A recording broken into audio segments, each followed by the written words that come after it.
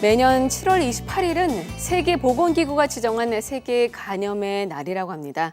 간염이라고 하면 위험한 질환인지는 다 알고 계시지만 정확히 어떤 질환이고 또 어떤 경로를 통해 감염이 되는지 아는 사람은 많지 않다고 하죠. 오늘 헬스토픽에서는 이 간염에 대해서 자세히 알아보도록 하겠습니다. 허두영 의학전문기자 나오셨습니다. 안녕하세요. 네, 반갑습니다.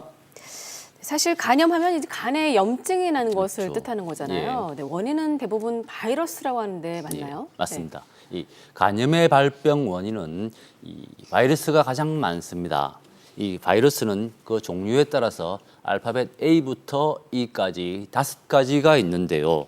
우리나라에서는 A형, B형, C형 이 3가지가 가장 많고요. 네. 특히 이 B형과 C형은 만성 감염을 일으키는 대표적인 발병 요인입니다.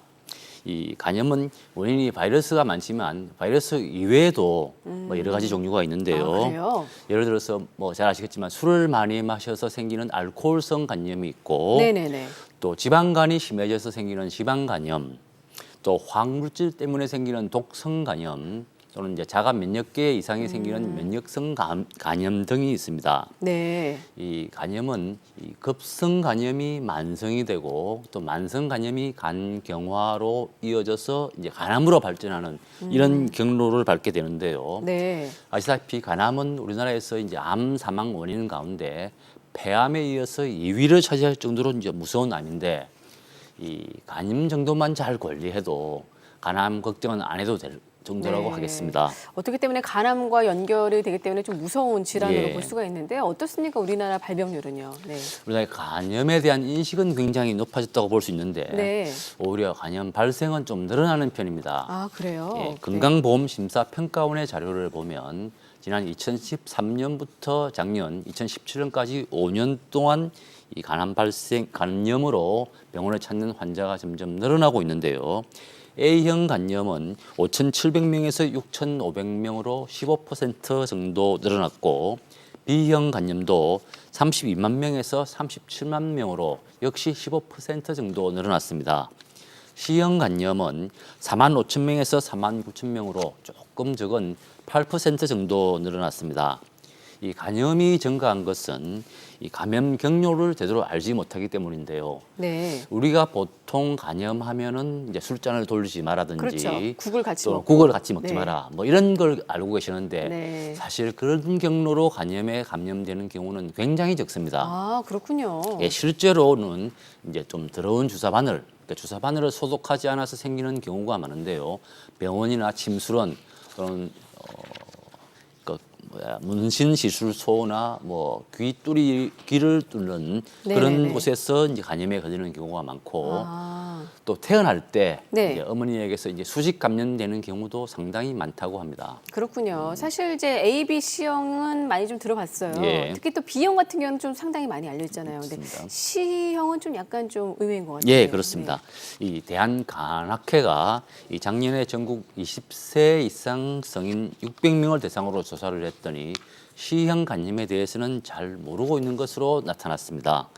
응답자의 절반 이상은 C형 간염은 예방 접종이 없다는 사실을 모르고 있고 5명 중에 2명은 C형 간염의 감염 경로조차 모르고 있고요. 네. 또 5명 중에 4명은 이 국가 건강검진 검사에서 간염 항체 검사를 하지 않는다는 사실도 모르고 있었습니다. 아, 저도 몰랐는데요. 예. 네네네. 우리나라에서 이제 간암은 74% 또는 B형 간염, 간암이 발생하는 이유는 74%가 B형 간염, 네. 또 9%가 C형 간염 때문에 발생하는데 대한간학회는 2030년까지 이 간염을 완전히 없애겠다는 이제 이런 목표에 따라서 C형 간염 검사를 국가 건강검진에 포함시킬 것을 건의하고 있습니다. 네, 사실 요즘 건강검진 보면은요, 지방간으로 이렇게 또 맞습니다. 발견되는 사례가 있는데, 저도 약간 그게 있다라고 얘기를 들어서 좀 놀랐거든요.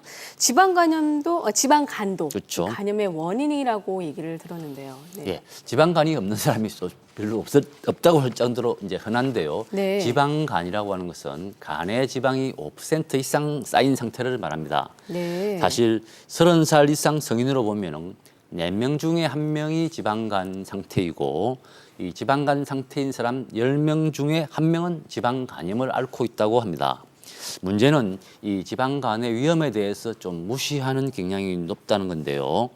미국의 경우를 보면은 간 이식 시술을 하는 3대 원인 중에 하나가 지방간일 정도로 지방간이 좀 두려운 겁니다. 그렇군요. 미국 간학회에 따르면 지방간 환자의 간질환 사망률은 보통 사람의 2배 정도 되고요. 네. 지방간염 환자의 간질환 사망률은 보통 사람의 65배나 됩니다. 우리나라에서는 이 영양 상태가 좋아졌는데 이 운동을 하지 않는 비만 인구 때문에 네. 이 지방 간염으로 인한 지방 간염 환자가 점점 늘어날 것으로 우려되고 있습니다.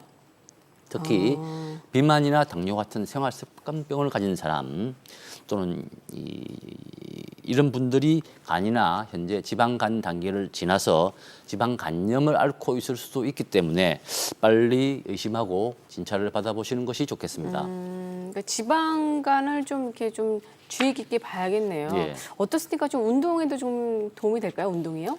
이 많은 분들이 이제 물론 이 자기 몸에 가장 적합한 운동을 해야 된다는 전제가 붙겠지만은 네. 이 운동은 정말 만병통치약이 아닐까라는 생각이 듭니다. 저는 처음에 이 조사를 하면서 이 간염이 운동과 무슨 관계가 있을까 뭐 그런 생각을 잠시 했었는데 네. 실제로 운동을 하면은 이 간염이나 간경화를 예방하거나 관리하는 데 도움이 된다고 합니다. 아, 그렇군요. 예, 네. 국내 한 대학병원이 이 B형 간염 환자 500명을 대상으로 조사를 했더니 이 근육량이 줄면 이 간이 굳어지는 간경화 위험증이 3배로 늘어난다는 사실을 밝혀냈습니다. 네. 특히 이제 비만인 사람 또는 이제 체질량이 높은 사람 또는 이제 대사증후군을 앓는 사람들이 더 위험하다고 하는데요. 아무래도 간염 환자도 운동을 해서 근육을 좀 키우면 간염 걱정도 줄고 간암은 훨씬 걱정 안 해도 되는 그런 네. 상태가 되지 않을까 싶습니다. 아, 그렇군요. 네, 몸에도 지방이 쌓이지 않도록 하고 또 적당한 운동으로 이렇게 지방을 태워서 지방간부터 한번 잡아보시기 바라겠습니다. 네, 오늘 도움 말씀 감사합니다. 네, 응하세요.